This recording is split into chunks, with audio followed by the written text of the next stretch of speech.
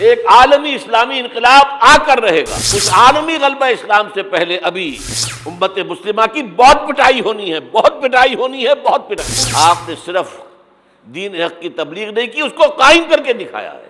بدترین عذاب عربوں پر آیا کھڑا ہے، سروں پر تنا ہوا ہے، بدترین. معافی چاہتا ہوں امت مسلمہ بحیثیت مجموعی اللہ کی نگاہ میں مجرم، بہت بڑی مجرم. کیوں؟ 1 انچ زمین دنیا میں نہیں دکھا سکتی جہاں اللہ کا دین قائم ہو. 3 فتوے ہیں اس مفتی اعظم جو ہماری اتاری ہوئی شریعت کے مطابق فیصلے نہیں کرتے، وہی تو کافر ہیں، وہی تو مشرک ہیں، وہی تو فاسق ناہنجار ہیں، باغی. اخلاقیات کی بنیاد کیا ہے؟ کیا نیکی اور بدی کی کوئی مستقل اقدار ہے؟ Good and evil are they permanent values? یا جیسے آج کل کی بات ہو گئی ہے، بہت بڑی گمراہی کی بات ہے لیکن بہت عام کہی جاتی ہے، nothing is good or evil, only thinking makes it so. نہ کوئی نیکی نیکی ہے، نہ کوئی بدی بدی ہے. یہ تو ہمارے سوچنے کا انداز ہے، کسی کو نیکی کہہ دیتے، کسی کو بدی نہیں. یہ مسائل ہیں جن سے روز اول سے فلسفی لوگ ان کے بارے میں غلطاؤں پیچھا رہے، سوچتے رہے، غور و فکر کرتے رہے.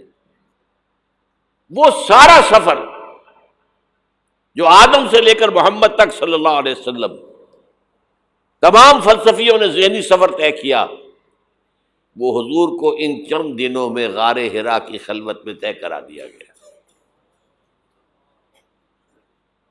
تاکہ انسان نے بحیثیت انسان جو کچھ سوچا ہے وہ آپ کے علم میں آ گئے. اس کے بعد اب اقرا بسم ربک الذی خلق، انسانی سوچ تو یہیں تک ہے. اب پڑھو اپنے رب کا نام لے کر جس نے تمہیں الگ سے پیدا کیا. اور اس کے بعد پھر 2 حکم آئے. اب یہ غور و فکر کا ایک دور تو ختم ہو گیا، فلسفیانہ غور و فکر تکمیل کو پہنچا. ایک دوسرا شروع ہوا، اب ایک فکر دامنگیر ہوا، یہ میرے اوپر کتنی بڑی ذمہ داری آ گئی ہے، یہ معاشرہ ٹھیک ہو سکتا ہے، یہاں امکان ہے اصلاح کا. خود قرآن نے کہا انا سنلقی علیک قولا ثقیلا، ہم آپ پر ایک بہت بھاری بوجھ ڈالنے والے ہیں. اب یہ فکر دامنگیر ہوئی، اس کے لیے غور کرتے رہتے تھے، سوچتے رہتے تھے. تو دونوں یہ صورتیں شروع ہوتی ہیں، اے نبی اب یہ غور و فکر کا کام چھوڑیے، اب میدان میں آئیے، کمر کس لیجیے. یا ایھا المزمل قم، یا ایھا المدثر قم. دونوں جگہ ایک ہی امر ہے، قم، کھڑے ہو جاؤ، کمر بستہ ہو جاؤ. لیکن عجیب بات ہے، میں چند منٹ لے رہا ہوں اس پر. رات کو کمر کسو، کھڑے رہو ہمارے سامنے. قم اللیل الا قلیلا نصفہ او انقص منہ قلیلا او زد علیہ ورتل القرآن ترتیلا. یہ مشقت، جانگسل،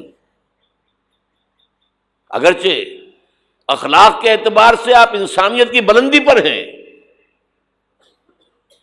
انک لعلی خلق عظیم، لیکن یہ بوجھ جو آپ پر آیا ہے نبوت و رسالت کا، اس کے لیے آپ کو کچھ اور مشقت جھیلنے کے لیے تیاری کرنی ہوگی. ان ربک یعلم انک تقوم ادنی من ثلثی اللیل ونصفہ وثلثہ وطائفۃ من الذین معک. پھر اللہ نے بتایا بھی، اللہ کے علم ہے نبی کہ آپ اور آپ کے ساتھیوں کی جماعت کھڑی رہتی ہے رات کو 2/3 رات، یا کم سے کم نصف یا تہائی جب. یہ تو تھی وہ روحانی ایکسرسائز اور ترقی جو حضور اور صحابہ کرام سے کرائی گئی ہے آئندہ کے مراحل کے لیے. میدان میں آؤ تو کیا کرنا ہے؟ یا ایھا المدثر قم، قم کیا کرنا ہے دن میں؟ انذر، خبردار کرو انہیں. یہ بڑے بھلاوے میں آ گئے ہیں، دنیا نے انہیں ہم سے غافل کر دیا ہے.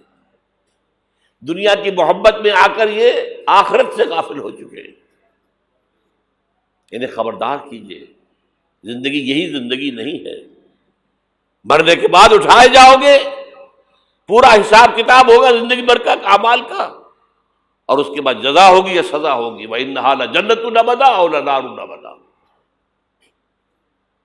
یہ انذار ہے، خبردار کرنا ہے۔ تو حضور کے بالفعل جو آپ کا مشن ہے اس میں شروع میں انذار غالب ہے۔ وہ تو اب تک کچھ لوگوں نے تسلیم کیا، کچھ لوگ ایمان لائے، کچھ لوگ قریب آئے، کچھ تربیت میں سے گزر رہے، انہیں بشارت دیتے تھے نا، تمہارے لیے بشارت ہے، سلام علیکم۔ یہاں تک کہا گیا ہے نبی یہ جو ہمارے مومن بندے آپ کے پاس آتے ہیں، وَخْفِضْ جَنَاحَكَ لِلْمُؤْمِنِينَ، ذرا اپنے کندھوں کے ان کے سامنے جھکا کر رکھا کیجئے، ان پر شفقت کیجئے، ان سے محبت کے ساتھ پیش آئیے۔ یہ ہمارا تحفہ ہے آپ کے لیے، ہم نے انہیں چنا ہے آپ کے لیے، یہ آپ کے صحابی بنیں گے۔ انقلاب کے اندر یہی تو دست و بازو ہوں گے۔ ٹھیک ہے ان میں غلام بھی ہیں، ان میں غریب بھی ہیں، ان میں مزدور بھی ہیں، لیکن یہی ہیں جو تاریخ کے دھارے کا رخ موڑیں گے۔ پھر بشارت کا دور آیا ہے بعد میں، شروع میں تو انذار ہے۔ یہاں میرا جی چاہ رہا ہے میں آپ کو حضور کا ایک خطبہ اور سنا دوں انذار ہی کے حوالے سے۔ جب آیت آئی کہ اب انذر عشیرتک الاقربین، اے نبی اب اپنے قریب کے رشتہ داروں کو خبردار کیجیے۔ یہ جو مشن شروع ہوا حضور کا، یہ ہمارے آج کے واعظوں کے مانند نہیں ہے کہ دنیا بھر میں واعظ کہتے پھرتے، گھر والوں کی خبر ہی نہیں، اولاد کدھر جا رہی ہے اس کے بارے میں فکر ہی نہیں۔ واعظ بہت بڑے ہیں،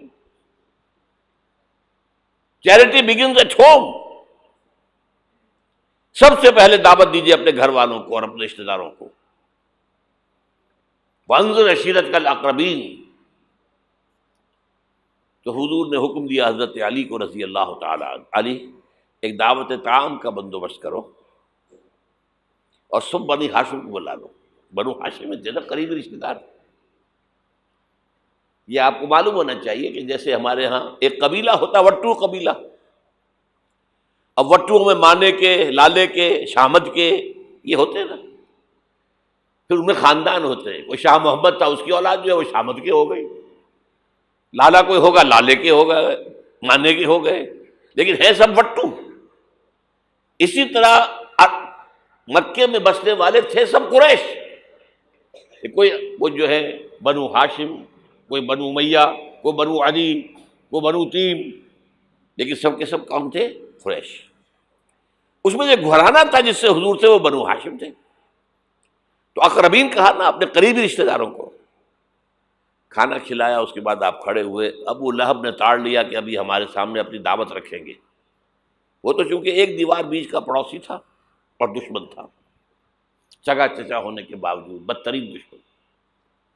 اس نے شور مچایا، ہوٹنگ کی، اور کسی نے بات نہیں سنی، اور یہ کوشش ناکام ہو گئی۔ چند دن کا بیچا دے کر آپ نے صلی اللہ علیہ وسلم پھر کہا علی دوبارہ ذرا کھانے کا اہتمام کرو، پھر بلایا، پھر کھانا کھلایا۔ میں کہا کرتا ہوں کہ اب کچھ شرم آ گئی ہوگی کہ 2 دفعہ روٹی کھا لی ہے تو کم سے کم ان کی بات تو سن لو۔ یہ خطبہ جو دیا ہے حضور نے صلی اللہ علیہ وسلم، عظیم ترین خطبہ، جامع ترین خطبہ، لیکن مجھے عجیب ہے، یہ محسوس ہوتا ہے کہ ہمارے ہاں احادیث کی کتب میں میرے علم کی حد تک یہ موجود نہیں ہے۔ مجھے یہ خطبہ ملا ہے نہج البلاغہ سے، اہل تشیع کی جو اہم ترین کتاب سمجھ لیجیے، حضرت علی کے خطوط، خطبات، حضور کی حضرت علی کے اشعار بحیثیت خلیفہ جو آپ کے فرامین، یہ سب جمع کیے گئے ہیں نہج البلاغہ۔ اس میں یہ خطبہ، اس میں ایک چیپٹر ہے خطبات نبوی، اس میں یہ پہلا خطبہ ہے۔ ایک ایک لفظ جو ہے حکمت کا موتی ہے۔ آپ کھڑے ہوئے، ان الرائد لا یکذب اہلہ،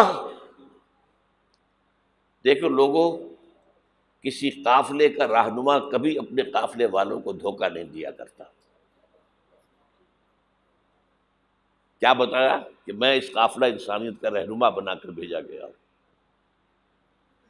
واللہ لو کذبت الناس جميعا ما کذبتکم ولو غررت الناس جميعا ما غررتکم. خدا کی قسم میں پوری دنیا سے جھوٹ بول سکتا بالفرض تو تم سے تو کبھی نہ بولتا. You are my kith and کن.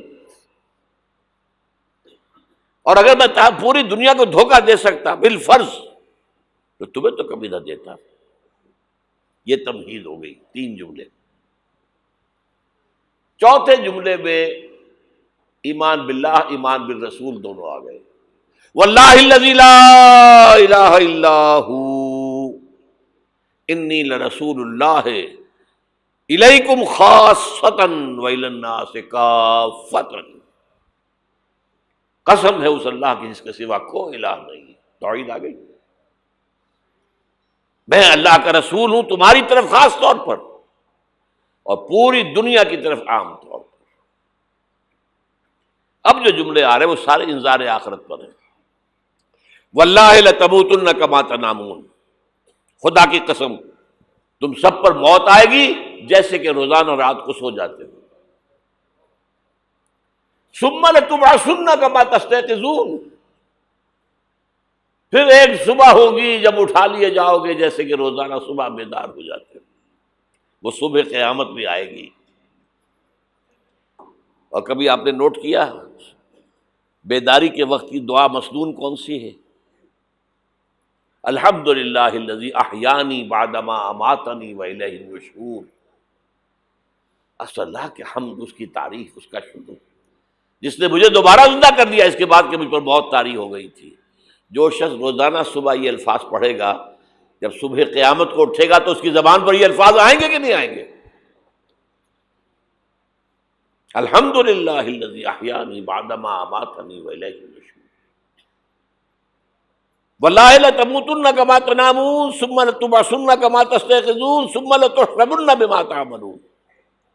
پھر حساب کتاب لیا جائے گا جو کچھ تم کر رہے ہو اس کا. ثم لتجزون، پھر لازماً جزا دی جائے گی. بالاحسان احسانا وبالسوء سوءا. اچھائی کا اچھا بدلہ، برائی کی بری سزا. وَإِنَّهَا لَجَنَّةٌ وَبَدَا أَوْ لَنَارٌ أَبَدًا. اور وہ کیا ہے؟ یا ہمیشہ ہمیش کے لیے جنت اور یا ہمیشہ ہمیش کے لیے آگ. اللہ اسے ہمیں بچائے. اب ذرا یہ چند منٹ آپ کے لیے میں نے، اس کے بعد میں آپ کو بتا رہا ہوں کہ میں خوشخبری لے کر آیا ہوں. آپ نے اگر کہیں بینر وغیرہ دیکھے ہوں گے تو اس میں موضوع میرا کیا ہے؟ بعثت محمدی علی صاحب الصلاۃ والسلام. ایک عالمی انقلاب، عالمی اسلامی انقلاب کا پیش خیمہ. خوشخبری یہ ہے ایک عالمی اسلامی انقلاب آ کر رہے گا. پوری دنیا پر اللہ کا دین غالب آ کر رہے گا. یہ خوشخبری ہے. اس خوشخبری کے لیے ایک تو قرآن مجید کے اندر احساسات کیا ہیں. قرآن مجید میں نے آپ کو آیات میں نے بتائی، 2 باتیں واضح کرتا ہے. هو الذی ارسل رسولہ بالہدی ودین الحق لیظہرہ علی الدین کلہ. یہ 3 دفعہ الفاظ آئے ہیں قرآن میں. سورہ توبہ، سورہ فتح، سورہ صف. ایک شوشے کا فرق نہیں ہے. اور کسی رسول کے لیے یہ الفاظ نہیں آئے. یہ نوٹ کر لیجیے. میں شاید 2 سال پہلے یہاں آیا تھا تو میں نے تکمیل نبوت اور رسالت پر بات کی تھی. حضور پر نبوت صرف ختم نہیں ہوئی ہے، مکمل ہوئی ہے. اور آپ کی فضیلت کی بنیاد یہ ہے کہ مکمل ہوئی ہے. محض ختم نبوت میں فضیلت کا پہلو کون سا ہے؟ ایک چیز پہلے تھی اب نہیں ہے، فضیلت کا ایک ہے. سوچ رہے ہیں؟ کامل ہوئی نبوت، کامل ہوئی رسالت. یہ تکمیل نبوت و رسالت، یہ اساس ہے فضیلت محمدی کی صلی اللہ علیہ وسلم. نبوت کا کمال کیا ہے؟ ہدایت کامل ہو گئی قرآن میں، اسی لیے اس کی حفاظت کا ذمہ اللہ نے لیا. تورات کا تو نہیں لیا. حالانکہ قرآن کہتا ہے انا انزلنا التوراۃ فیہا ھدی و نور، تورات بھی ہم نے نازل کی تھی، اس میں ہدایت بھی تھی، نور بھی تھا۔ ابھی ہدایت کامل نہیں تھی، ابھی انٹرم پیریڈ کے لیے ہدایات تھیں، دی 10 کمانڈمنٹس، یہ مشہور ہے لفظ ہدایات۔ نمبر 2، دین حق غالب ہوا، کامل ہوا۔ الیوم اکملت لکم دینکم واتممت علیکم نعمتی ورضیت لکم الاسلام دینا۔ تکمیل ہدایت قرآن میں، تکلیم نظام حق دین حق میں، تکمیل رسالت آپ نے صرف دین حق کی تبلیغ نہیں کی، اس کو قائم کر کے دکھایا ہے۔ اور تکمیل رسالت آپ پہلے اور آخری رسول ہیں اللہ کے، جو پوری نوع انسانی کے لیے بھیجے گئے۔ پہلے ہر رسول اپنی قوم کی طرف آتا تھا، وَإِلَىٰ عَادٍ أَخَاهُمْ هُودًا وَإِلَىٰ ثَمُودَ أَخَاهُمْ صَالِحًا وَإِلَىٰ مَدْيَنَ أَخَاهُمْ شُعَيْبًا إِنَّا أَرْسَلْنَا نُوحًا إِلَىٰ قَوْمِهِ۔ حضرت مسیح بھی رسولاً إِلَىٰ بنی اسرائیل، پوری نوع انسانی کے لیے نہیں آئے تھے۔ واحد اللہ کے رسول پہلے اور آخری وہ محمد ہیں صلی اللہ علیہ وسلم، جو پوری نوع انسانی کے لیے بھیجے گئے۔ اس کے لیے میں نے آپ کو یہ 5 مقامات پر آیا قرآن میں، الفاظ مختلف ہیں۔ وہ تینوں ایک جگہ پر ایک ہی الفاظ میں آئے ہیں، تین جگہ پر، یہ ذرا مختلف ہے۔ وَمَا أَرْسَلْنَاكَ إِلَّا كَافَّةً لِلنَّاسِ بَشِيرًا وَنَذِيرًا، ہم نے نہیں بھیجا ہے نبی آپ کو مگر تمام انسانوں کے لیے بشیر اور نذیر بنا کر۔ وَمَا أَرْسَلْنَاكَ إِلَّا رَحْمَةً لِلْعَالَمِينَ، اور نہیں بھیجا ہے آپ کو مگر تمام جہانوں کے لیے رحمت بنا کر۔ اور اے نبی کہہ دو یا ایھا الناس انی رسول اللہ الیکم جمیعا، میں تم سب کی طرف اللہ کا رسول بن کر آیا ہوں۔ وہ میں نے خطبہ سنایا، اس کے اندر بھی موجود ہے، پہلے دن سے موجود ہے، پہلے دن سے حضور پر بات واضح تھی۔ یہ آیتوں تو بعد میں نازل ہوئی ہے۔ واللہ الذی لا الہ الا ھو انی لرسول اللہ الیکم خاصۃ وإلی الناس کافۃ۔ اب نتیجہ نکالیے اس کا صغریٰ کبریٰ۔ حضور کو بھیجا دین کے غلبے کے لیے، بھیجا پوری نوع انسانی کے لیے۔ تو جب تک پوری نوع انسانی پر اللہ کا دین غالب نہ ہو، کیا حضور کا مقصد بعثت مکمل ہو گیا؟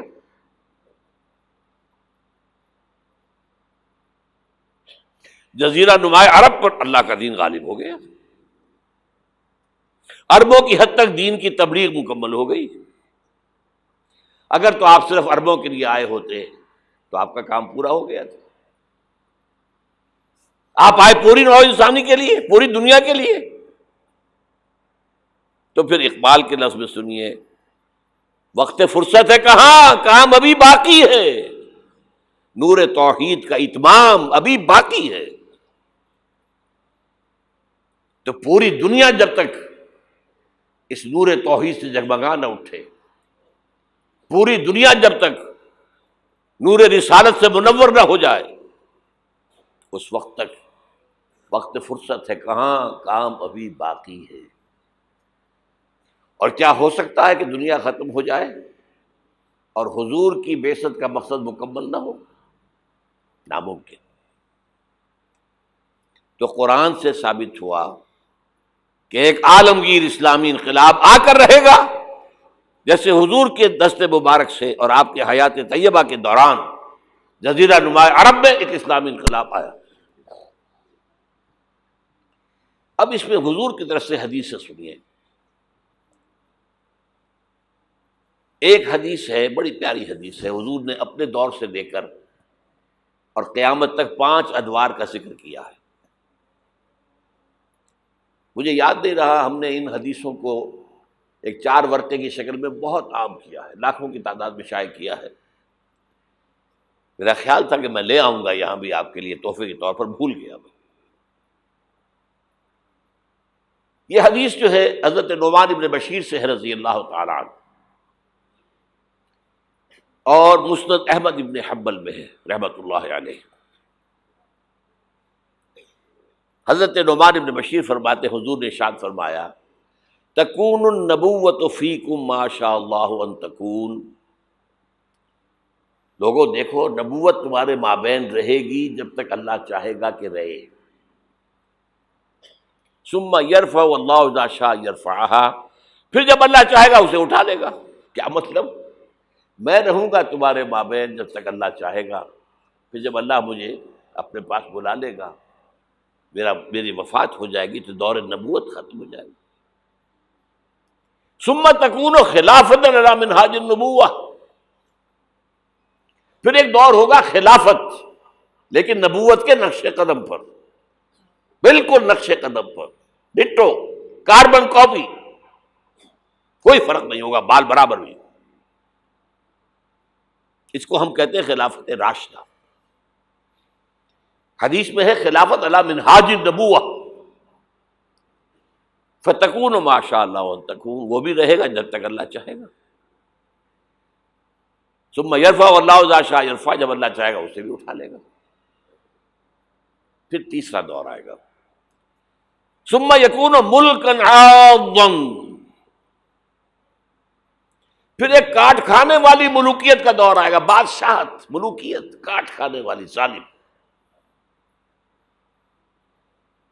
یہ دور ملوکیت ہے۔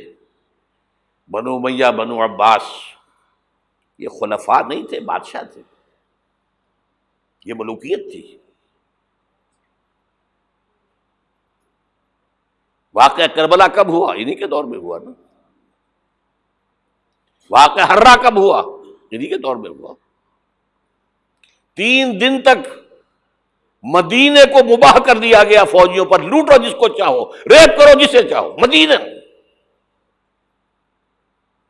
یہ ہماری تاریخ کے واقعات ہیں۔ پھر سینکڑوں تابعین کو شہید کیا حجاج بن یوسف نے۔ یہ ہماری تاریخ ہے کہ نہیں؟ حضور خبر دے رہے ہیں، ملکن عاظم، کاٹنے والی، کٹکھنی ملوکیت کا دور آئے گا۔ فرمایا یہ بھی رہے گا جب تک اللہ چاہے گا، پھر اللہ جب چاہے گا یہ دور بھی ختم ہو جائے گا۔ ثم تکون ملکن جبریا، پھر ایک اور بادشاہت ہوگی جس میں غلامی ہوگی۔ کیا مطلب؟ یہ پہلی ملوکیت مسلمانوں کی تو تھی، کلمہ گو تو تھے، جھوٹے تھے یا سچے تھے، کلمہ گو تو تھے، اچھا برے بھی تھے تو اچھے بھی تھے، بہت اچھے اچھے لوگ بھی پیدا ہوئے۔ بادشاہوں میں بھی جو مثالیں مسلمان بادشاہوں کی ہیں، اچھے لوگوں کی، آپ کو دنیا میں نہیں ملیں گی۔ لیکن اس کے بعد کون سا دور آیا؟ ہماری اب ملکہ کون تھی؟ ملکہ وکٹوریہ۔ اب یہ ملوکیت جمع غلامی، کہیں پر برطانیہ، کہیں پر فرانس، کہیں پر اٹلی، کہیں پر اسپین، پورا عالم اسلام، کولونیلزم جسے آپ کہتے ہیں، یورپی استعمار جسے آپ کہتے ہیں، ملکن جبرین۔ لیکن جو خوشخبری ہے وہ کیا ہے؟ ثم تکون خلافۃ علی منہاج النبوہ، پھر اس کے بعد دور آئے گا خلافت علی منہاج النبوت کا۔ یہ خوشخبری ہے۔ آج تاریخ کا قافلہ کہاں کھڑا ہے نوٹ کر لیجئے۔ وہ ملکن جبرین براہ راست ختم ہو چکی ہے۔ انگریز گیا، فرانسیسی گئے، ولندیزی گئے، ڈچ گئے، اسپینیئرز گئے، اطالوی گئے، سب گئے۔ عالم اسلام آزاد ہو گیا نا۔ لیکن بائی پراکسی انہی کی حکومت جاری ہے، ابھی انہی کے ذہنی غلام، انہی کے تہذیبی شاگرد، انہی کے غلام، انہی کے ایجنٹ آج پورے عالم اسلام پر حکمران۔ صرف یہ کہ پہلے وہ براہ راست حکومت کر رہے تھے، اب بائی پراکسی کر رہے ہیں۔ اپنے دور میں تعلیم دے کر ایسے لوگ پیدا کر گئے جن کی چمڑیاں تو کالی رہ گئیں، اندر سے یورپین ہو گئے. اور بیکاروں نے یہی کہا تھا ہم جو نظام تعلیم یہاں بنا رہے ہیں اس کے نتیجے میں ہندوستان کے لوگوں کی چمڑی کی رنگت تو نہیں بدلے گی لیکن اندر سے وہ بالکل بدل جائے گا. انہی کے غلام ہیں، انہی کی تہذیب، انہی کی عریانی، انہی کی بے حیائی، انہی کی بے شرمی. یہ دور انٹرم پیریڈ ہے، چوتھا دور ختم ہوا ہے، پانچواں آیا نہیں ہے، لیکن پانچواں زیادہ دور نہیں ہے. یہ دور آئے گا. پہلی بات تو یہ کہ آئے گا، اس میں میں نے قرآن سے بھی ثابت کر دیا، حدیث سے بھی ثابت کر دیا. اس میں جو شک کرے میرے نزدیک اس کے ایمان میں شک ہے. اچھا اب جب آئے گا تو کس شان سے آئے گا؟ اب جب آئے گا گلوبل ہوگا. ویسے بھی اب دنیا گلوبلائز ہو چکی ہے. آج تو آپ کہتے ہیں دنیا کیا ہے؟ It's a global village. اب جو نظام بھی آؤگا گلوبل ہوگا. اب اس میں دو حدیثیں آپ سن لیجئے. اب جب خلافت اللہ منہاج النبوت آئے گی تو وہ کسی ایک علاقے کے اندر محدود نہیں ہوگی. حضرت ثوبان رضی اللہ تعالیٰ عنہ حضور کے ایک غلام تھے جنہیں آپ نے آزاد کر دیا تھا. انہیں عربی میں کہتے مولا. ان ثوبان مولا رسول اللہ صلی اللہ علیہ وسلم. انہی کے ذہنی غلام، انہی کے تہذیبی شاگرد، انہی کے غلام، انہی کے ایجنٹ آج پورے عالم اسلام پر حکمران. صرف یہ کہ پہلے وہ براہ راست حکومت کر رہے تھے، اب بائی پراکسی کر رہے ہیں. اپنے دور میں تعلیم دے کر ایسے لوگ پیدا کر گئے جن کی چمڑیاں تو کالی رہ گئیں، اندر سے یورپین ہو گئے. اور بیکاروں نے یہی کہا تھا ہم جو نظام تعلیم یہاں بنا رہے ہیں اس کے نتیجے میں ہندوستان کے لوگوں کی چمڑی کی رنگت تو نہیں بدلے گی لیکن اندر سے وہ بالکل بدل جائے گا. انہی کے غلام ہیں، انہی کی تہذیب، انہی کی عریانی، انہی کی بے حیائی، انہی کی بے شرمی. یہ دور انٹرم پیریڈ ہے، چوتھا دور ختم ہوا ہے، پانچواں آیا نہیں ہے، لیکن پانچواں زیادہ دور نہیں ہے.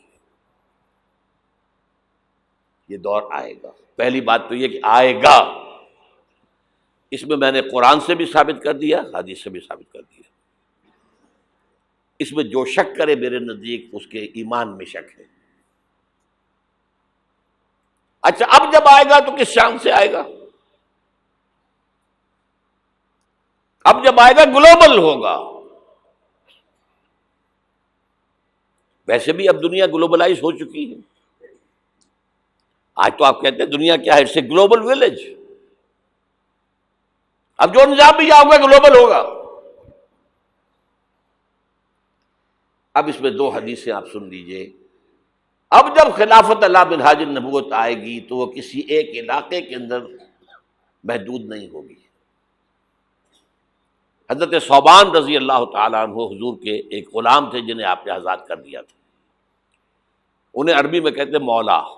ان ثوبان مولا رسول اللہ صلی اللہ علیہ وسلم. یہ مولا کا لفظ عجیب ہے. آقا بھی مولا ہوتا ہے، غلام آزاد ہو جائے وہ مولا ہے. حالی موالی، موالی جو بنا ہے لفظ.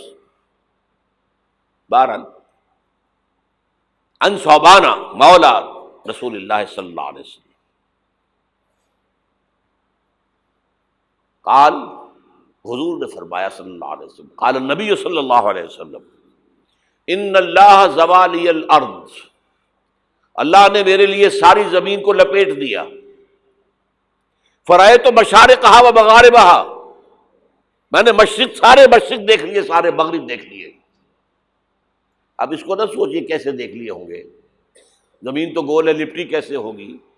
یہ معاملہ اللہ کا اس کے رسول کے مابین. اللہ اپنے رسولوں کو جو مشاہدات کراتا ہے وہ ہماری سمجھ سے بالاتر ہے.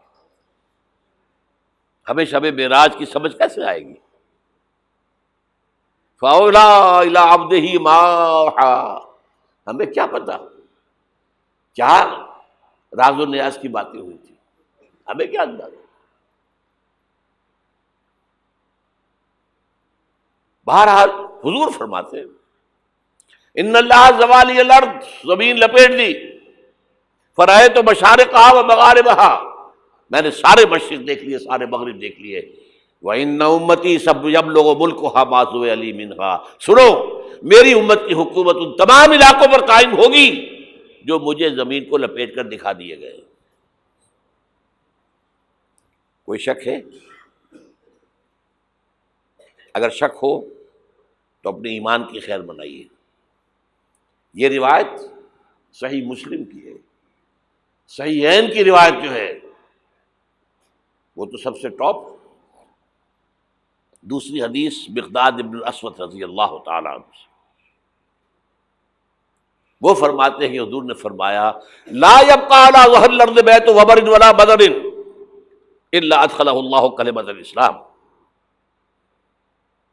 اس زمین پر نہ کوئی گھر بچے گا اینٹ گارے کا بنا ہوا، نہ کوئی خیمہ ہوگا جو بالوں کے کمبلوں سے بنا ہوا ہو، مگر یہ کہ اس میں اللہ کلمہ اسلام کو داخل کر کے رہے گا۔ بعز عزیز او ذل ذلیل، یا تو کسی باعزت کے اعزاز کے ساتھ، وہ ایمان خود قبول کرے گا، اسلام اس کے اندر داخل ہوگا، اس کا بھی اعزاز ہوگا۔ وَلِلَّهِ الْعِزَّةُ وَلِرَسُولِهِ وَلِلْمُؤْمِنِينَ وَلَكِنَّ الْمُنَافِقِينَ لَا يَعْلَمُونَ، اور جو نہیں اسلام قبول کرے گا اسے نیچے ہو کر رہنا پڑے گا، یؤتُوا الْجِزْیَۃَ عَن یَدٍ وَهُمْ صَاغِرُونَ، انہیں اسلام کی سپریمیسی قبول کرنی پڑے گی۔ کوئی گھر نہیں بچے گا جس میں کہ اللہ کا کلمہ داخل نہ ہو جائے۔ حضرت مقداد کہتے ہیں پھر میں نے اپنے دل میں کہا وَيَكُونَ الدِّينُ كُلُّهُ لِلَّهِ، یہ جو سورہ انفال میں الفاظ آئے ہیں، دین کل کا کل اللہ کے لیے ہو جائے تب تو یہ ہو جائے گا۔ تو اس خوشخبری کو سامنے رکھیے، حضور کا مقصد بعثت غلبہ دین، بھیجا گیا پوری نوع انسانی کے لیے، تکمیل اس وقت ہوگی جب پورے عالم انسانیت پر دین کا غلبہ ہو جائے، جیسے 1400 برس قبل عرب میں ہو گیا تھا، اور یہ ہو کر رہے گا۔ اس کی خبر 5 ادوار کے اعتبار سے حضور نے دے دی، اس کے گلوبل ہونے کی حضور نے 2 حدیثیں میں نے آپ کے سامنے رکھ دی، ہمیشہ وہ ہوگا۔ اور آج دنیا ادھر جا رہی ہے، اور دنیا کو ہے پھر مار کا روح و بدن پیش، تہذیب نے پھر اپنے درندوں کو ابھارا، اللہ کو پابر دیے مومن پہ بھروسہ، ابلیس کو یورپ کی مشینوں کا سہارا۔ امریکہ مشینوں کے بل پر کھڑا ہوا ہے، اس کی تہذیب ختم ہو چکی ہے۔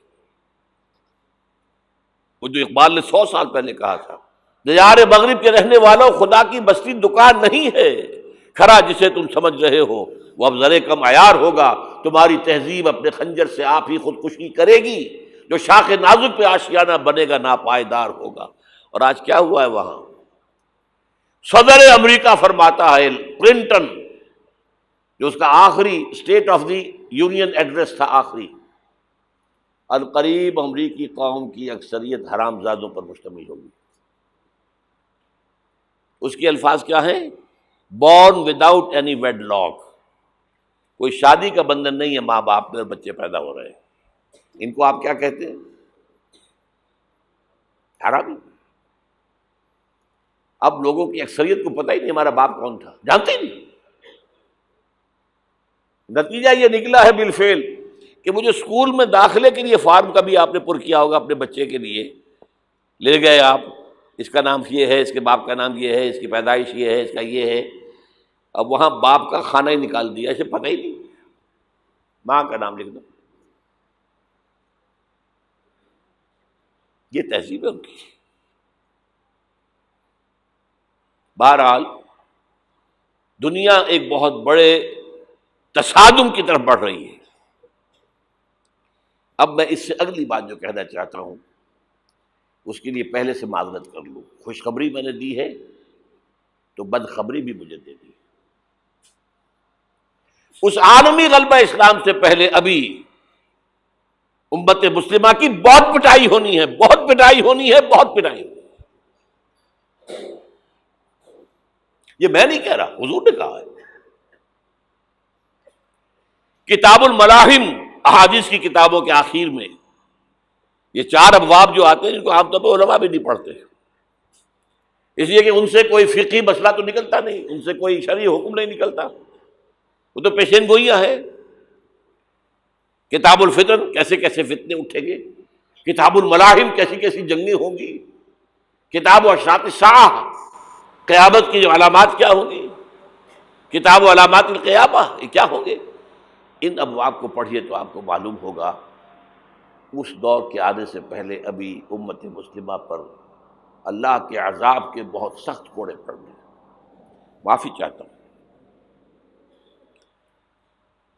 اگر رسولوں کی شان یہ تھی کہ وہ مبشر بھی تھے اور نذیر بھی تھے، تو میں بھی ایک ادنا غلام انہیں کا ہوں۔ میں جو کہہ رہا ہوں قرآن اور حدیث سے کہہ رہا ہوں۔ یہ عذاب کیوں آئے گا؟ امت مسلمہ بحیثیت مجموعی اللہ کی نگاہ میں مجرم، بہت بڑی مجرم۔ کیوں؟ 1 انچ زمین دنیا میں نہیں دکھا سکتی جہاں اللہ کا دین قائم ہو۔ یہ مذہب ہے، مسجدیں ہیں، حج ہے اور عمرے ہیں، یہ مذہب ہے۔ دین کہاں ہے؟ اللہ کا نظام کہاں ہے؟ دین حق کہاں ہے؟ وہ نظام عدل کہاں ہے؟ وہ نظام سیاست کہاں ہے؟ وہ قانون شریعت کہاں ہے؟ آپ کی ساری معیشت سود کے اوپر ہے، اور سود سے زیادہ بڑا گھناؤنا جرم کوئی نہیں، سود سے زیادہ بڑا گھناؤنا گناہ کوئی نہیں، جس کے بارے میں حضور نے فرمایا الربا 70 جزءا یحوبا، 2 حدیثیں ہیں یہ، ربا کے 70 حصے ہیں، یہ 70 گناہ ہیں، 70 گناہ ہیں، جن میں چھوٹے بھی ہیں بڑے بھی ہیں، 70 گناہ۔ ایسا رہا ان میں سب سے چھوٹا اس کے مساوی ہے ان ينكح الرجل امہ، کہ کوئی شخص اپنی ماں سے زنا کرے۔ سنن ابی داؤد کی روایت ہے، سن لیجیے، پڑھ لیجیے۔ سارا نظام آپ کا کہاں ہے؟ تجارت ہو تو اس پر ہے، زراعت ہو تو اس پر ہے، بیج لیا تھا تو سودی قرضے پہ لیا تھا، اس کے بعد جو اس کے لیے کھاد خریدی تھی سودی قرضے پہ خریدی تھی، پیسٹیسائڈز خریدے تھے سودی قرضے پہ خریدے تھے، اس کے بعد اگر کوئی ہارویسٹر لیا ہے، کوئی اور لیا، ٹریکٹر لیا تو سودی سود، ہر دانے گندم میں سود ہے۔ کوئی شخص بچا ہوا نہ، میں بچا ہوا نہ بچے ہوئے، کوئی بچا ہوا نہیں۔ سارا کاروبار، ساری صنعت و حرفت، ساری حکومت، پوری حکومت، پوری قوم سود کے اندر جکڑی ہوئی۔ ایک ایک شخص، کہاں ہے اسلام؟ آپ میری بات سمجھ لیجئے، اسلام کے 2 حصے کر لیجئے، اسلام بطور مذہب، اسلام بطور دین۔ اور یہ تو آپ قرآن پڑھتے ہیں، پورے قرآن میں مذہب کا لفظ تو آیا ہی نہیں ہے۔ حدیث کے ذخیرے میں بھی میری امکان، میرے معلومات کی حد تک کہیں نہیں ہے۔ یہ مذہب تو ہمارے یہاں استعمال ہوتا تھا فقہوں کے لیے، مذہب حنفی، مذہب مالکی، مذہب شافعی، مذہب حنبلی، اب ایک مذہب سلفی اہل حدیث حضرات کا ہو گیا ہے، مذہب ظاہری، بعض مذہب جعفری، یہ فقہوں کے لیے تھا۔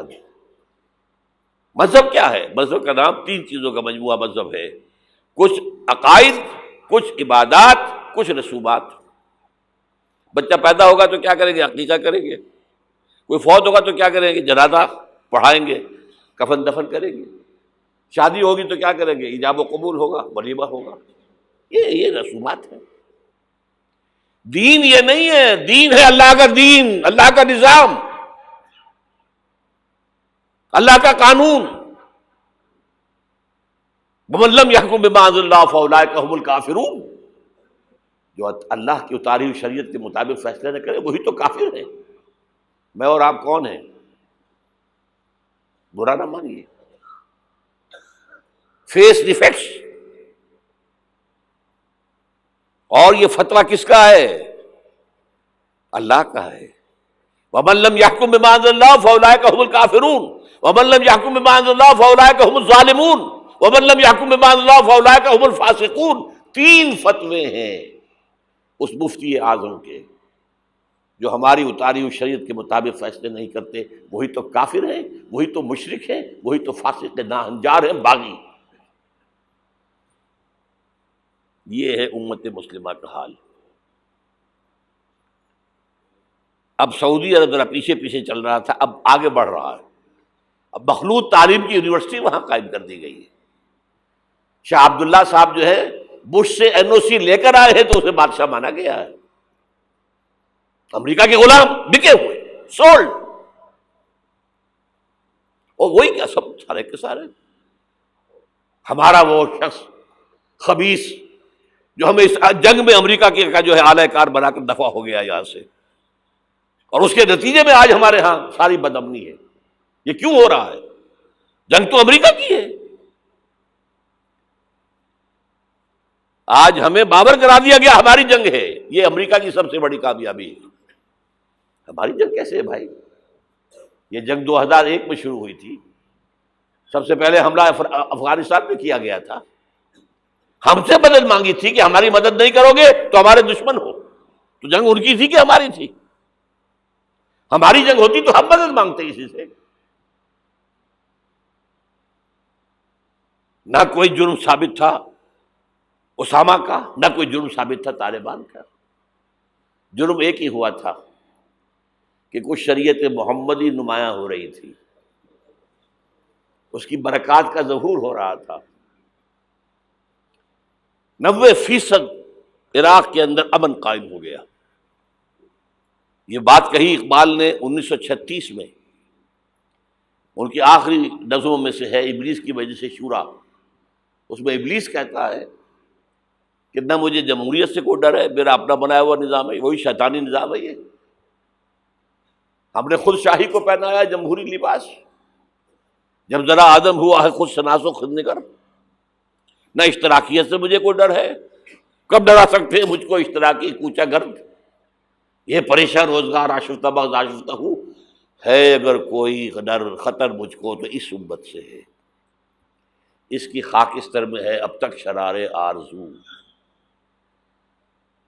اس کے انگارے اوپر سے اس کے اوپر راکھ آ گئی ہے، نظر نہیں آ رہا، اندر آگ دہک رہی ہے، ان کے دلوں کے اندر آگ دہک رہی ہے۔ عصر حاضر کے تقاضاؤں سے ہے، لیکن یہ خوف ہو نہ جائے آشکارا شر پیغمبر کہیں، وہ شر پیغمبر ابھر کر افغانستان میں سامنے آ رہا ہے۔ Billions and billions of dollars جو ہے امریکہ دیتا ہے، افغانستان میں افیون کی کاشت بند نہیں ہوتی، اور ملا عمر کا ایک حکم اور کاشت زیرو ہو گئی۔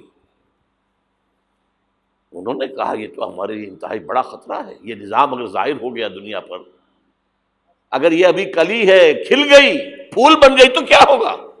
یہ شیطنت ختم ہو جائے گی۔ اس لیے تہس نہس کیا افغانستان، وہ جنگ ہے۔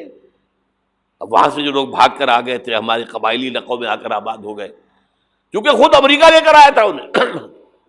جب روسیہ کے خلاف جنگ ہو رہی تھی تو جہاد جہاد جہاد کا غلغلہ بلند کر کے، یہ اسامہ ابن لادن خود امریکہ کا ایجنٹ تھا اس وقت، عمر عبد الرحمان امریکہ کا ایجنٹ تھا، ایک اور ایجنٹ کس کام کے لیے تھے؟ عبداللہ اعظم، یعنی وہ لے کر آ رہے تھے مسلمانوں کو، مجاہدین کو، وہ خلوص کے ساتھ کام کر رہے تھے کہ یہاں اسلام آئے گا، اس جہاد کے نتیجے میں اسلامی ریاست قائم ہوگی، اسلام کا غلبہ ہو جائے گا، آؤ آؤ آؤ۔ امریکہ نے اپنا کام نکلوایا، اپنے دشمن کا تہس نہس کرایا، پھر بھاگ گیا۔ اور اب ان کے خلاف، اور ہمارے لوگوں نے پکڑ پکڑ کر لوگ دیے ہیں، پیسے کمائے ہیں، ارب ارب ڈالر لیے ہیں، ایک ایک کے سر کی قیمت کہاں گئی؟ وہ جو آئی تھی کہاں گئی؟ وہ واپس امریکی بینکوں میں پہنچ چکی ہوئی۔ یہ طوفان ہے اس وقت جو ہمارے سر پر کھڑا ہے۔ جو میں نے کیا بات کہی ہے نوٹ کر لیجئے، ہم بحیثیت مجموعی اللہ کے مجرم ہیں، باغی ہیں۔ کیوں؟ ہم نے کلونیلزم سے آزاد ہونے کے بعد، جب تک انگریز تھا ہم کہتے تھے ہم کیا کریں، ہم تو مجبور ہیں۔ کہیں فرانسیسیوں کی حکومت تھی، کہیں ولندیزیوں کی تھی، کہیں ہسپانویوں کی تھی، کہیں اطالویوں کی تھی، کیا کریں؟ جب وہ سارا پردہ ہٹا دیا، کسی ملک نے قرآن کو اپنا امام نہیں بنایا، اللہ کی طرف رخ نہیں کیا، کسی نے رخ کیا ماسکو کی طرف، جمال عبد الناصر ہو یا وہ جو شام کا ہوتا تھا حافظ الاسد، ان کا کدھر تھا قبلہ؟ ماسکو، اور یا باقی سب کا واشنگٹن۔ ہم مجرم ہیں۔ اب ان مجرموں میں بھی ایک ذرا تجزیہ کرنا پڑے گا، کون زیادہ بڑا مجرم ہے۔ یہ جو ہماری کوئی 150 ارب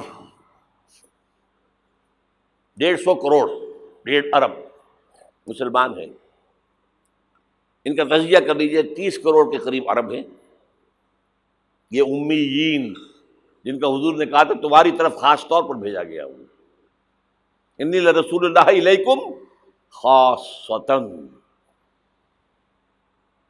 ان کو کتنا بڑا مقام ملا کہ محمد ان میں سے تھے صلی اللہ علیہ وسلم۔ یہ رتبہ بلند ملا جس کو بھی، ہاشمی تھے کہ نہیں تھے، قرشی تھے کہ نہیں تھے۔ اور نمبر 2، ان کی زبان میں اللہ کا کلام ہے۔ ہم تو کیسے پڑھیں اللہ کا کلام؟ عربی سیکھیں، گرامر سیکھیں، گردانے رٹیں، چٹائی توڑ تعلیم حاصل کریں تو قرآن پڑھیں نا۔ ان کی تو مادری زبان میں ہے، پھر انہوں نے امام نہیں بنایا تو سب سے بڑے مجرم وہ ہیں۔ باقی جو 120 کروڑ ہے ان میں نمبر 2 ٹاپ کا مجرم مسلمانان پاکستان میں۔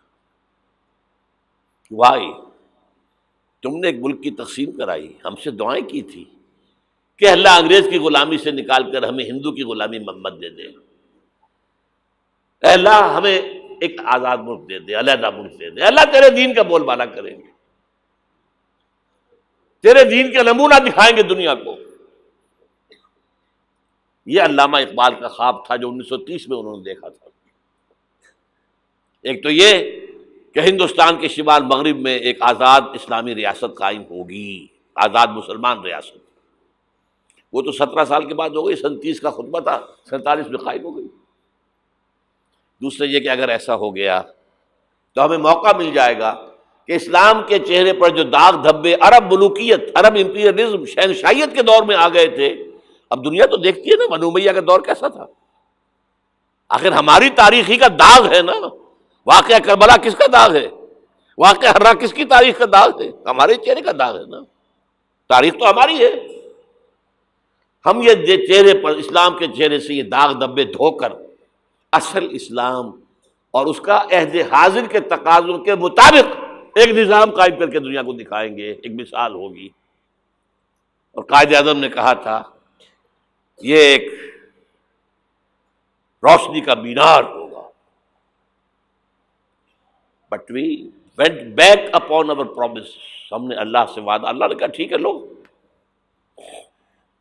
سورہ اعراف میں ذکر ہے حضرت موسیٰ کی آمد کے بعد کہا تھا بنی اسرائیل نے، اے موسیٰ ہم پر تو تمہارے آنے سے پہلے بھی ظلم ہو رہا تھا اور تمہارے آنے کے بعد بھی ہو رہا ہے، تمہارے آنے سے ہمیں تو کوئی حاصل ہوا نہیں۔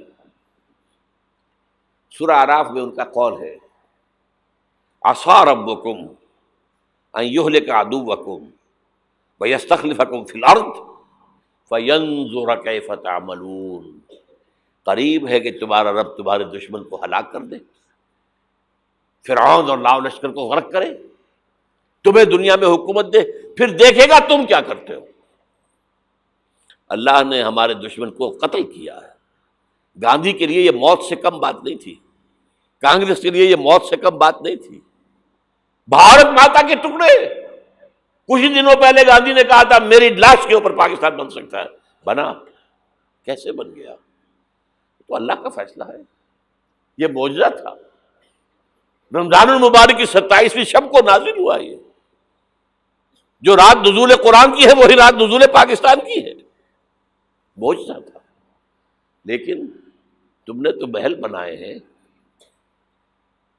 تم نے دنیا بنائی ہے، تم نے موٹر وے بنا لی ہے، ہمارا دین کہاں ہے؟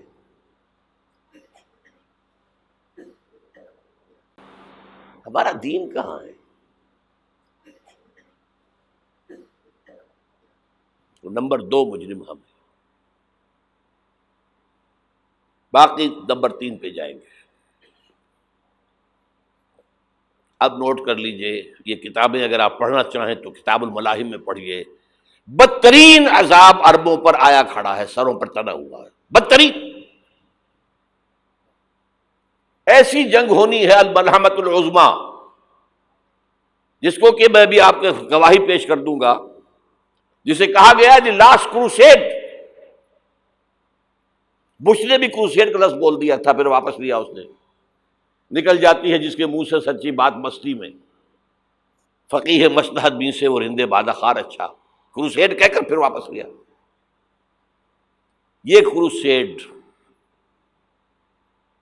اس کے اوپر جس قدر نقصان ہونا ہے عربوں کا، گریٹر اسرائیل بنے گا، یہ عراق، شام، اردن، سعودی عرب کا کچھ شمالی علاقہ، ترکی کا جنوبی علاقہ، مصر کا صحرائے سینا، اور اس کے ساتھ ہی جو بہترین اس کا زرخیز ترین علاقہ ڈیلٹا آف نائل، یہ سب یہودیوں کے قبضے میں جائیں گے۔ اس کو حدیث میں کہا گیا الملحمۃ العظمیٰ۔ عیسائی 80 علم لے کر اے مسلمانوں تم پر حملہ آور ہوں گے، اور ہر علم کے نیچے 12,000 فوج ہوگی، 9.5 لاکھ فوج۔ یہ نیٹو کی تیاری کس کے لیے ہو رہی ہے؟ جب یو ایس ایس آر کا خاتمہ ہوا تو پوچھا گیا تھا نیٹو چیف سے، اب کس لیے؟ تمہارا وہ دشمن تو ختم ہو گیا، اب ہمیں اسلامک فنڈامنٹلزم سے نمٹنا ہے۔ وہ جانتے ہیں خطرہ یہی ہے، اب اسلام ابھر سکتا ہے، مسلمانوں کے سینوں کے اندر وہ آگ ہے، اوپر خاکستر آ گیا ہے، تم کہ اٹھانا بیٹھنا، یہ اندر تو انگارہ ہے، اوپر سے راکھ ہے، اس سے دھوکہ نہ کھا جانا ان کے دلوں کے اندر۔ اور بش نے کہا تھا مسلمان چاہتے ہیں کہ ہسپانیہ سے لے کر انڈونیشیا تک نظام خلافت قائم کریں، اور میں حیران ہوا تھا کہ اس کمبخت کو ہسپانیہ کا خیال کیسے آ گیا؟ ہمیں تو کبھی آتا ہی نہیں، اب ہم تو بھول گئے، وہ تو 500 برس پرانی بات ہے، جبکہ وہاں سے ہمیں نکال دیا گیا تھا۔ اگرچہ اقبال نے کہا تھا ہے ارض فلسطین پہ یہودی کا اگر حق، ہسپانیہ پر حق نہیں کیوں اہل عرب کا؟ ہسپانیہ میں تو 800 سال حکومت کی مسلمانوں نے، اور ابھی 500 برس سے گزرے ہیں نا۔ یہودی تو ارض مقدس سے 2000 سال نکالے گئے، انہیں لا کے آباد کیا گیا، عربوں کے سینے میں خنجر بھونک دیا گیا۔ وہ چھوٹا سا ملک جو چاہتا کرتا، کوئی پوچھنے والا نہیں۔ امریکہ جیسے اپنے بیٹے کی حفاظت کرے ویسے کرتا اس کی۔ اور حضور نے فرمایا ہے وہ جنگ جب ہوگی تو ایک باپ کے اگر 100 بیٹے ہوں گے تو 99 ختم ہو جائیں گے، ایک بچے گا۔ یہ حدیث ہے، حدیث ہے صحیح۔ اور آپ نے فرمایا ویل للعرب من شر قد اقترب، عربوں کے لیے ہلاکت ہے، عربوں کے لیے بربادی ہے اس شر سے جو قریب آ چکی ہے۔ اور آج جس طرح انہوں نے ان کی تہذیب کو اختیار کر لیا ہے، دبئی جا کر دیکھیے، بدترین مغربی معاشرہ جو ہے وہ دبئی کے اندر ہم نے قائم کر کے دکھا دیا۔ اب سعودی عرب اس راستے پر بڑھ رہا ہے۔ اور اس کے بعد نمبر 2 پر جو ہے ہم پاکستانی ہیں، لیکن میں اس کے وہ پہلی بات جو کہہ رہا ہوں وہ تو یقینی ہے، اس میں تو احادیث صحیحہ موجود ہے۔ اگرچہ اس کے بعد پانسا پلٹے گا، پھر حضرت مہدی کا ظہور ہوگا، حضرت عیسیٰ کا نزول ہوگا، اور وہ گریٹر اسرائیل گریٹر گریو یارڈ بنے گا یہودیوں کا، ایک ایک یہودی قتل ہوگا اور دفن ہوگا۔ یہ بات میں ہونا ہے، میں پہلی بات بات کر رہا ہوں۔ وہ پانسا پلٹے گا جب پلٹے گا، ابھی جو سامنے ہے وہ کیا ہے؟ جس ملحمۃ العظمیٰ کہا حضور نے، جسے آرمگیڈون کہتے ہیں عیسائی۔ آرمگیڈون کی اگر کہیں جا کر آپ دیکھیں گے، آپ ڈکشنری میں مانی تو کیا لکھا ہے؟ A very big war which will be fought between the forces of evil and good before the end of this world. اس دنیا کے خاتمے سے پہلے خیر اور شر کی قوتوں کے درمیان بہت بڑی جنگ ہوگی۔ ارمجدون اسے کہتے ہیں عربی میں، اور آرمگیڈون اسے کہتے ہیں انگریزی کے اندر۔ اور یہ بائبل کی آخری کتاب کے اندر ہے، جو اس میں کہ مکاشفات یوحنا، ریولیشنز آف سینٹ جان. یہ تو میں کہہ رہا ہوں یقین کے ساتھ، اور زیادہ دور نہیں ہے، آیا چاہتا ہوں. اس لیے کہ یہودیوں کا اور عیسائی جو کنزرویٹوز ہیں، نیو کنزرویٹوز، ان کا 5 نکاتی ایجنڈا ہے متفق علیہ، جس کے تحت کہ یہ جنگ صلیبی شروع کی گئی ہے. وہ سن لیجئے آپ. آرمیگیڈون نمبر 1، گریٹر اسرائیل قائم ہو جانا اس کے نتیجے میں نمبر 2، مسجد اقصی اور قبۃ الصخرہ کو گرانا نمبر 3، وہاں 3rd ٹیمپل، وہ مسجد جو حضرت سلیمان نے بنائی تھی 1000 قبل مسیح میں، پھر برباد کی تھی نبوکدنضر نے، دوبارہ بنائی گئی، پھر دوبارہ ختم ہوئی 70 عیسوی تک گری پڑی ہے. ان کا خانہ کعبہ گرا ہوا ہے 70 عیسوی سے لے کر آج تک. ایک دیوار ہے ویلنگ وال، جہاں جاتے ہیں، روتے ہیں، پیٹتے ہیں، ماتم کرتے ہیں، وہاں وہ بنے گا 3rd ٹیمپل. اور نمبر 4، اس میں لا کر رکھا جائے گا تخت حضرت داؤد کا. یہ تخت کہاں ہے اس وقت؟ یہ لندن شریف کے اندر، جو ان کی پارلیمنٹ کا جو چرچ ہے، ویسٹ منسٹر ایبے، اس میں رکھا ہوا ہے.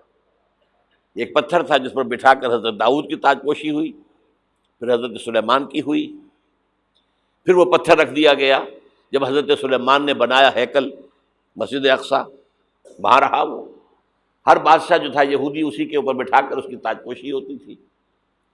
سن 70 میں ٹائٹس نے گرایا اسے، ہیکل کو، وہ پتھر لے گیا، وہاں سے روم گیا، روم سے آئرلینڈ گیا، آئرلینڈ سے اسکاٹ لینڈ آیا، اسکاٹ لینڈ سے انگلینڈ آیا، اور اب وہ رکھا ہوا ہے 14ویں صدی عیسوی سے آج تک. وہ ویسٹ منسٹر ایبے میں رکھا ہوا، ایک کرسی کی سیٹ میں اسے بنا دیا گیا ہے تخت کی شکل میں. اب انگریزوں میں کوئی ملکہ ہو، کوئی بادشاہ ہو جس کی بھی تاج پوشی ہونی اس میں ہوتی. یہ لا کر رکھا جائے گا 3rd ٹیمپل میں، اور اس پر یہودیوں کے خیال کے مطابق ان کا مسیحا آئے گا جو مسیح دجال ہوگا.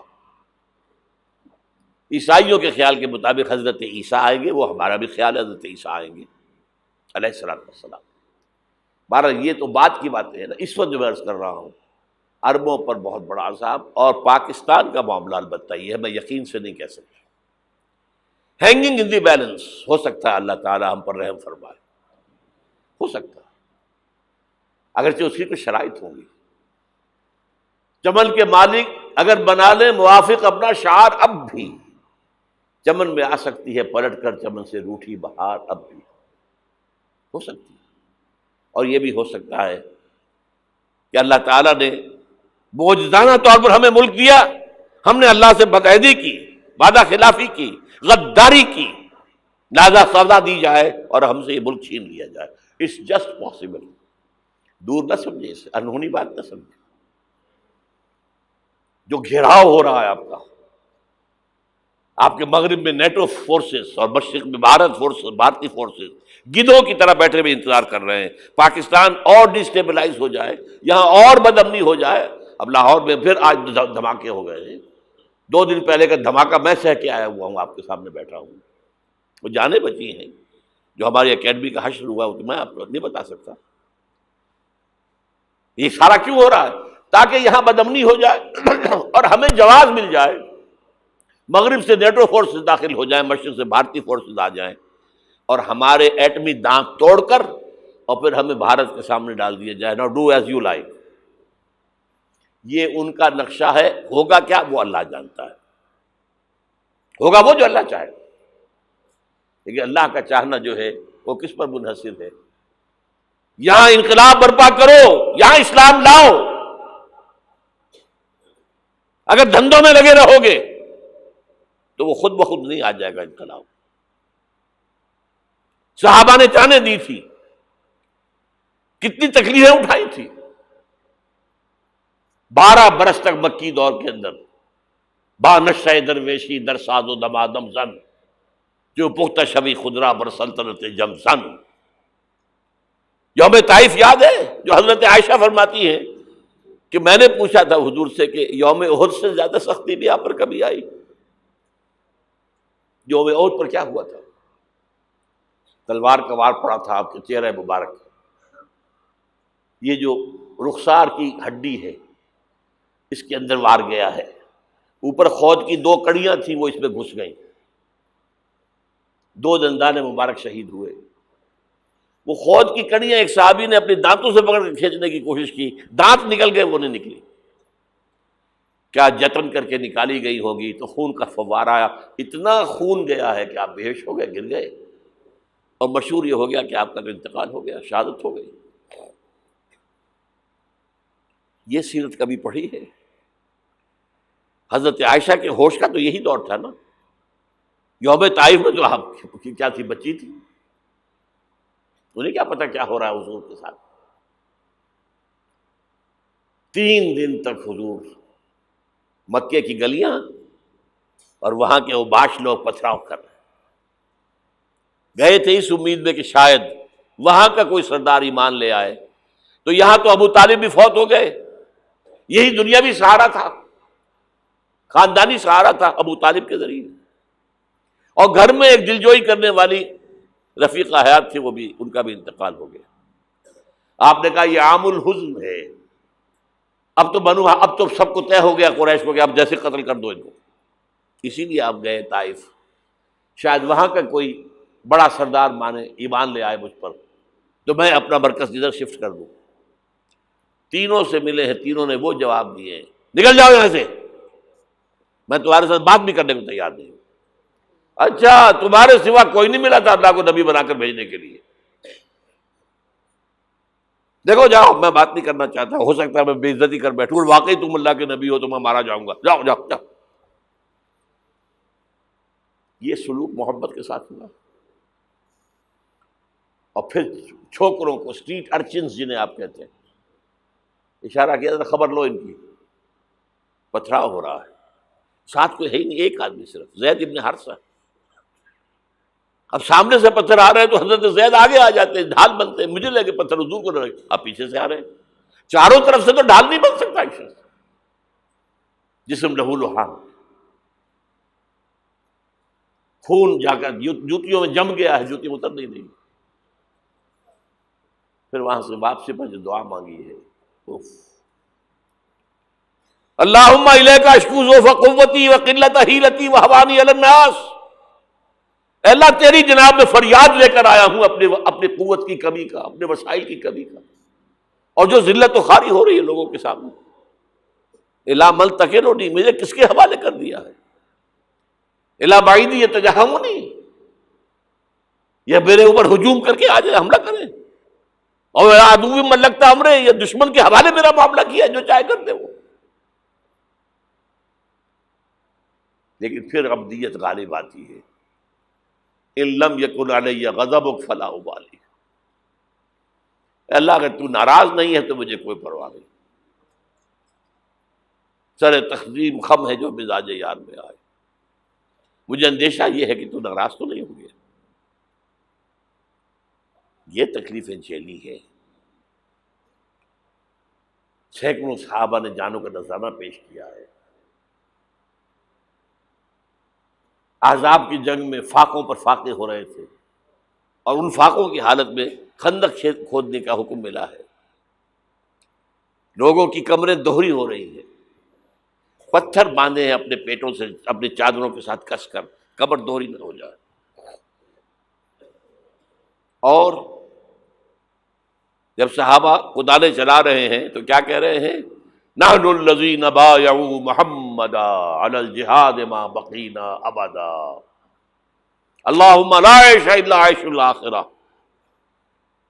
صحابہ کہتے تھے ہم وہ لوگ ہیں جنہوں نے محمد سے بیعت کی ہے کہ جہاد کرتے رہیں گے جب تک جان میں جان نکل جائے تو بات اور، جان ہے، چاہے ابھی بھوک سے کمر دوہری ہوئی جا رہی، جان تو ہے۔ اور ایک دفعہ کہتے تھے اللہم لا عیش الا عیش الاخرہ، اللہ عیش، زندگی تو آخرت کی زندگی ہے۔ اور حضور فرماتے تھے، حضور کے بیٹھے ہوئے نہیں تھے گاؤں تکیہ لگا کر، پتھر اٹھا اٹھا کر خندق میں سے لے جا کر باہر پھینک رہے تھے۔ جب صحابہ کہتے ہیں اللہم لا عیش الا عیش الآخرہ، حضور فرما رہے ہیں فاغفر الانصار والمہاجرہ، اے اللہ ان انصار اور مہاجرین کی مغفرت فرما دے۔ پھر حضور کی خدمت میں کچھ لوگ آئے، حضور اب یہ فاقہ ناقابل برداشت ہو گیا، دیکھیے ہم نے یہ پتھر باندھے ہوئے اپنی پیٹوں کے ساتھ۔ حضور نے کرتا اٹھا کر دکھایا، وہاں 2 پتھر باندھے ہوئے۔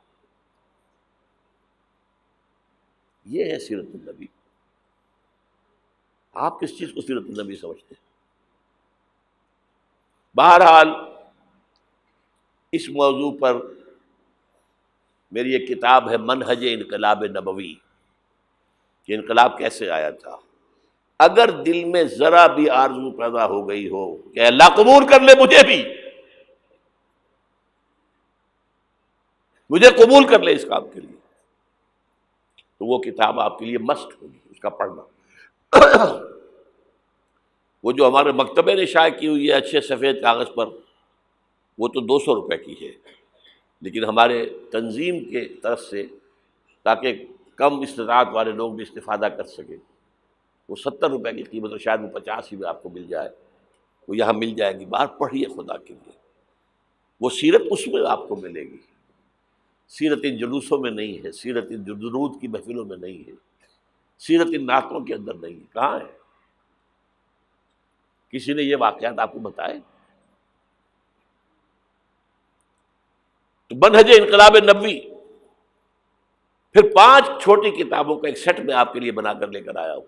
وہ بہت تھوڑی تعداد میں آج جمعے کے اندر بک گیا ہے، اکثر حصہ بہت تھوڑی تعداد میں رہ گیا۔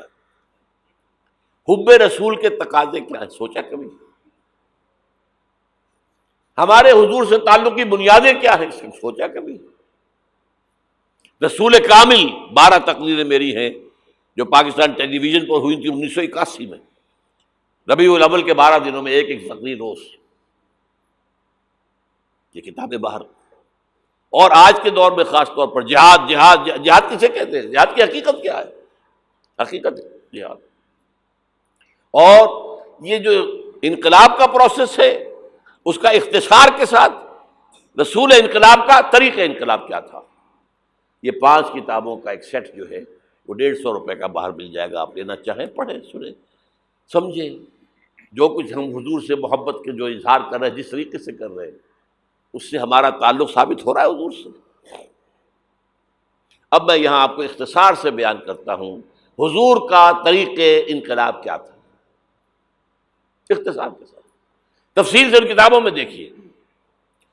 نمبر 1، دعوت ایمان بذریعہ قرآن، یتلو علیہم آیاتہ۔ آج جمعے میں نے اسی آیت پر تقریر کی ہے، تلاوت آیات، قرآن پڑھ کے سناؤ، قرآن پڑھ کے سناؤ، قرآن پڑھ کے سناؤ۔ اس قرآن کے ذریعے سے دلوں میں ایمان پیدا ہوگا، یقین والا ایمان۔ دیکھیے، برا نہ مانے، مغالطے میں نہ رہیے، میرے اور آپ کے دلوں میں ایمان نہیں ہے، عقیدہ ہے، عقیدہ ہے، والدین سے ملا ہے۔ یقین والا ایمان کہاں ہے؟ اپنے گریبان میں جھانکیے، اللہ آپ کو توفیق دے۔ کیا مجھے واقعی یقین ہے کہ مجھے مرنے کے بعد جی اٹھنا ہے؟ کیا مجھے یہ واقعی یقین ہے کہ اصل زندگی آخرت کی زندگی ہے؟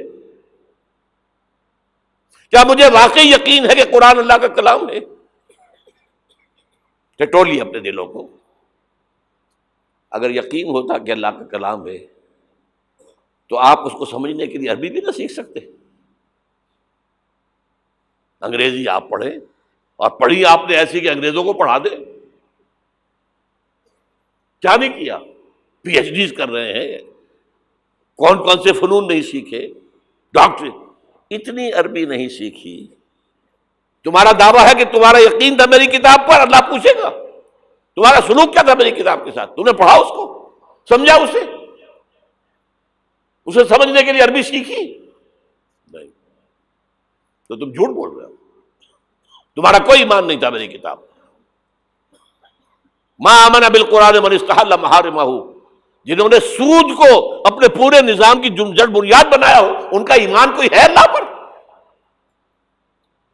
حضور فرماتے ہیں کہ جس شخص نے حرام کسی شے کو اپنے لیے حلال کر لیا اس کا کوئی ایمان نہیں۔ دوبارہ آج بھی کرنا ہے تو دوبارہ ایمان پیدا کرنا ہوگا، ایمان، عقیدہ نہیں، ایمان۔ صرف لپ سروس نہیں، اقرار باللسان نہیں، تصدیق بالقلب۔ جو لوگ آئے جن کے دلوں میں ایمان پیدا ہوا، پھر ان کا تزکیہ کیا، تطہیر فکر، تصفیہ قلب، تجلیہ روح، تزکیہ نفس، اندر کا باطن دھو دیا قرآن نے۔ کیوں بجاں در رفت جہاں دیگر شبد، جہاں چو دیگر شد جہاں دیگر شبد۔ یہ قرآن جب کسی انسان کے اندر اتر جاتا ہے، اس کے اندر کی مکمل اوور ہالنگ، مکمل صفائی، دماغ کی صفائی غلط نظریات سے، دل کی صفائی غلط نیتوں سے، غلط ارادوں سے۔ نمبر 3، انہیں جمع کرو، طاقت بناؤ بیعت کے ذریعے سے۔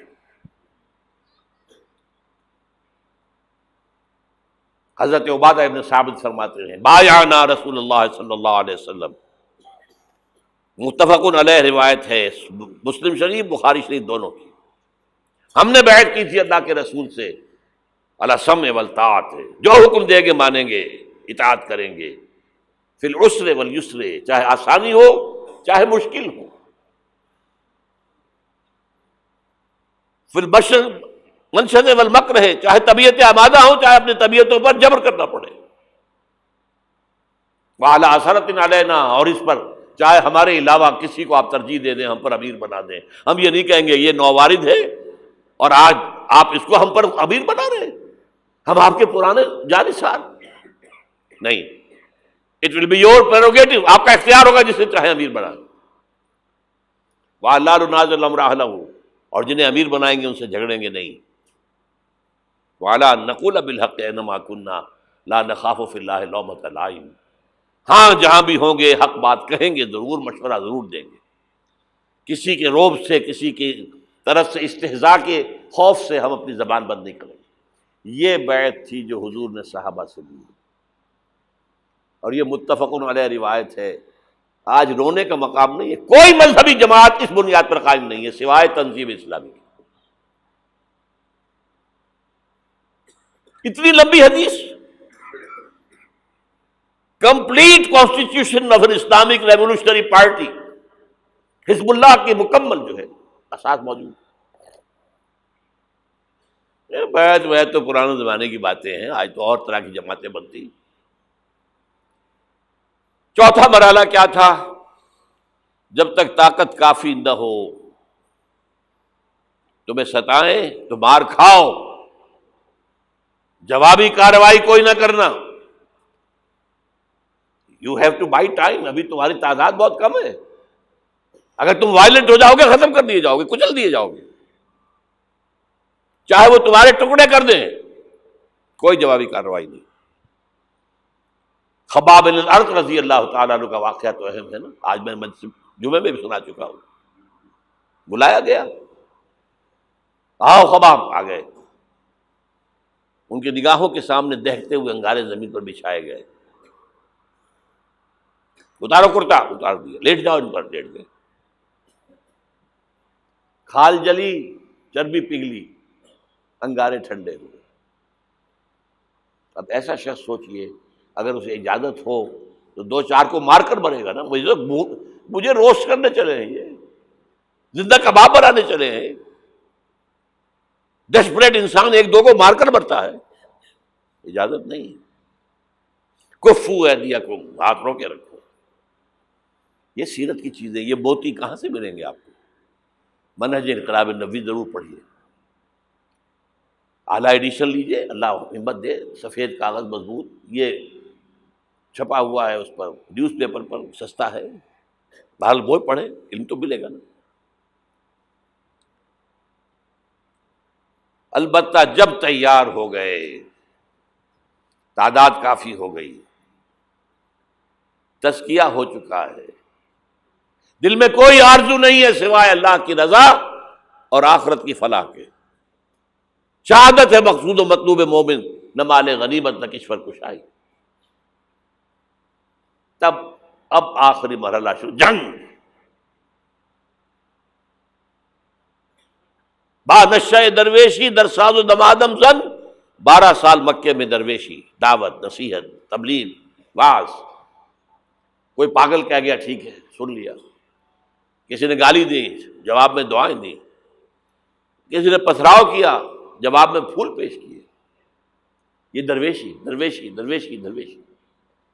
مدینے میں آنے کے بعد صرف 6 مہینے آپ نے لیے ہیں، 3 کام کیے: مسجد نبوی کی تعمیر، مہاجر اور انصار بھائی بھائی مواخات، اور نمبر 3 یہودی 3 قبیلے تھے انہیں جکڑ لیا ایک معاہدے کے اندر میثاق مدینہ۔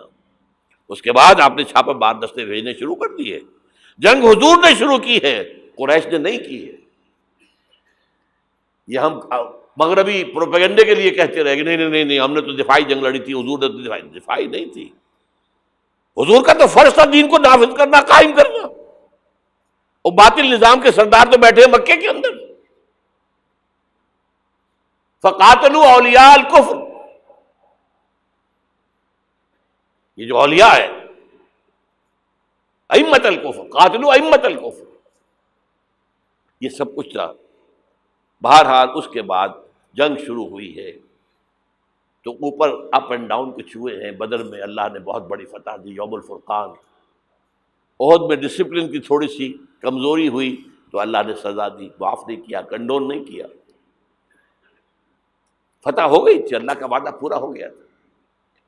50 تیر انداز جہاں کھڑے کیے تھے حضور نے، یہاں سے ہرگز نہ ہلنا، چاہے تم دیکھو کہ ہم سب قتل ہو گئے اور پرندے ہمارا گوشت نوچ نوچ کر کھا رہے، تب بھی یہاں سے نہیں ہلنا۔ لیکن وہاں کیا ہو گیا ڈفرنس آف اوپینین کہ وہ تو حضور نے شکست کی صورت میں کہا تھا نا، یہ تو فتح ہو گئی ہے۔ لیکن جو لوکل کمانڈر تھے وہ کہتے رہے مت ہلو مت ہلو مت ہلو، چھوڑ کر چلے گئے۔ 50 میں سے 35 چلے گئے، 15 رہ گئے۔ وہ خالد بن ولید کی وہ قابی آنکھ نے دیکھ لیا وہ مورچہ خالی ہے، شکست ہو چکی تھی۔ لیکن پھر کوہ احد کا چکر لگا کر آ کر جو پیچھے سے حملہ کیا ہے، 70 صحابہ شہید ہوئے۔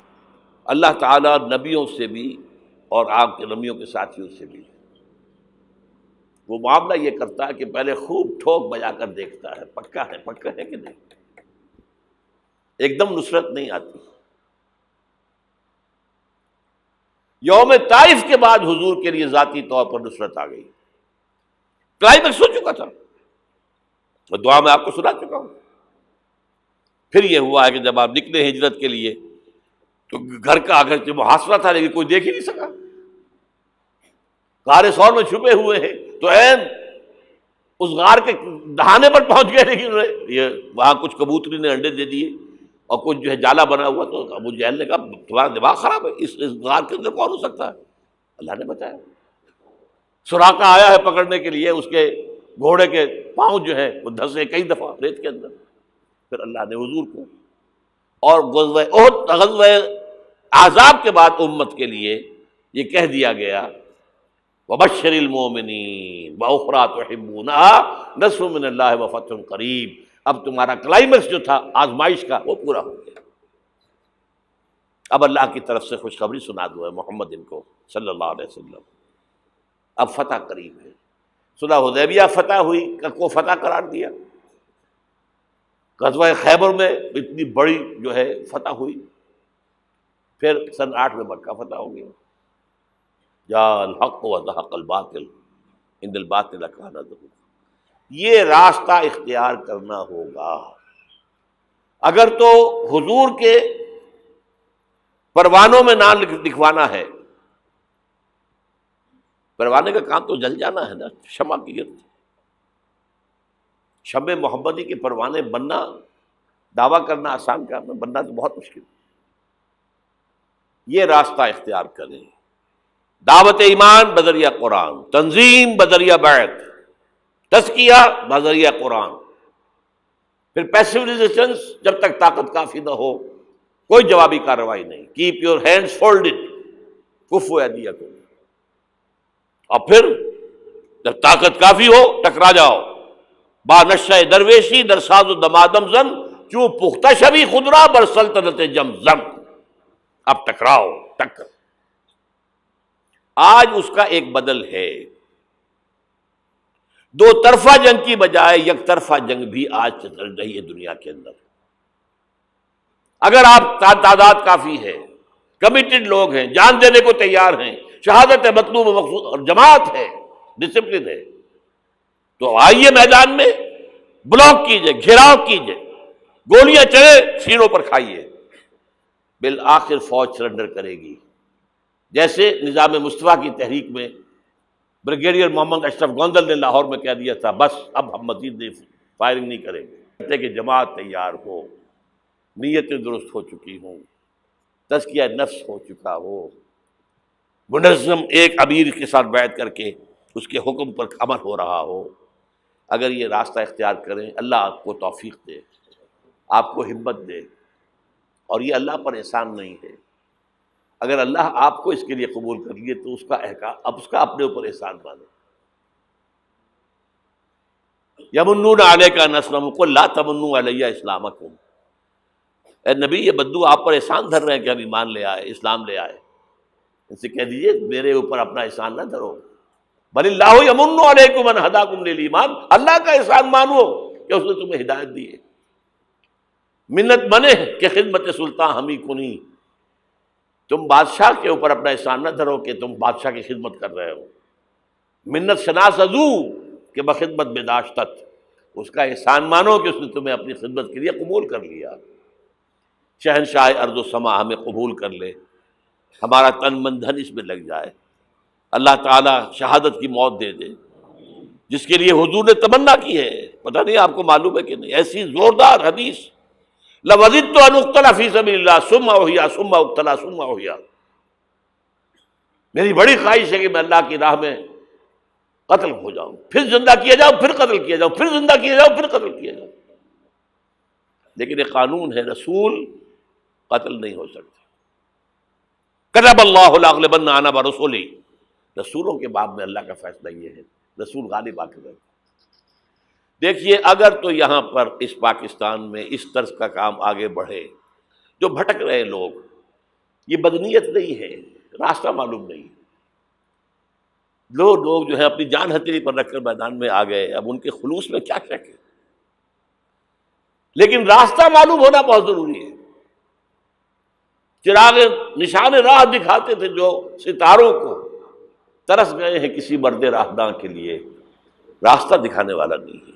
یہ راستہ ہے، اس راستے پر غور کیجئے، اس پر فکر کیجئے، سوچئے، جو میں نے چیزوں کا ذکر کیا ان کا مطالعہ کیجئے، پھر اللہ ہمت دے، آپ کبھی لاہور آئیے، مجھ سے بات کیجئے، اگر آپ کے خیال میں نے کوئی چیز غلط لکھی ہے، غلط کہی ہے، مجھے سمجھائیے، میں آپ کا احسان مند ہوں گا۔